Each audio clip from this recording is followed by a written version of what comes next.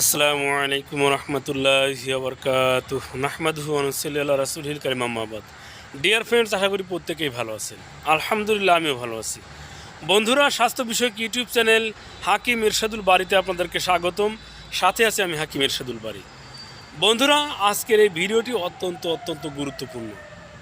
বন্ধুরা, বাত ব্যথার রুগী নেই এমন পরিবার পাওয়া খুবই দুষ্কর। বিশেষ করে যাদের বাড়িতে বৃদ্ধ পিতামাতা রয়েছেন, সাধারণত নামাজ পড়তে গিয়ে রুকুতে গেলে সোজা হয়ে দাঁড়াতে পারেন না, সেজদায় গেলে সোজা হয়ে বসতে পারেন না, শব্দ ব্যতীত 2 রাকাত নামাজও শেষ করতে পারেন না।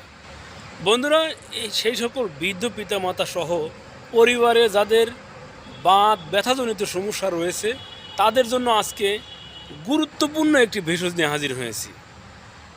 বন্ধুরা, ভেষজটি খুবই সহজপাচ্য হলেও কার্যকারিতা কিন্তু অনেক।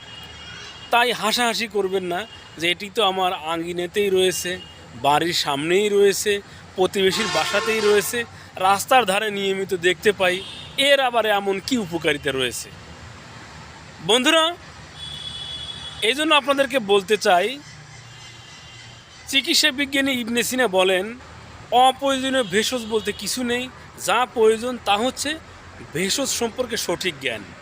বন্ধুরা, আসুন কথা না বাড়িয়ে আমি সেই ভেষজটির সাথে পরিচয় করিয়ে দিচ্ছি।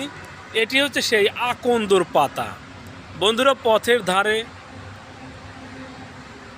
বন্ধুরা রাস্তার ধারে, জমির আইলের পাশে পর্যাপ্ত পরিমাণে হয়ে থাকে। বন্ধুরা, এটি হচ্ছে আপনার সেই বাত ব্যথার মহা ঔষধ ভেষজ। বন্ধুরা, কিভাবে ব্যবহার করবেন এই কথাটি বলার পূর্বে একটি ছোট্ট রিকোয়েস্ট, যারা নতুন অবশ্যই সাবস্ক্রাইব করবেন, যারা পূর্বে সাবস্ক্রাইব করেছেন তাদেরকে ধন্যবাদ।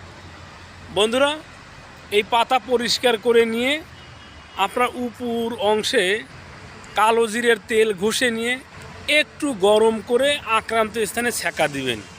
তবে অবশ্যই একদম খালি গায়ে বা সরাসরি চর্মতে স্পর্শ করে এমনভাবে নয়, উপরে পাতলা কাপড় দিয়ে নেবেন যাতে করে চামড়া পুড়ে না যায়।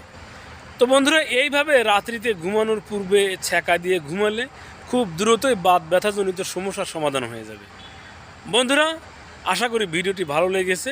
সাথে থাকার জন্য ধন্যবাদ।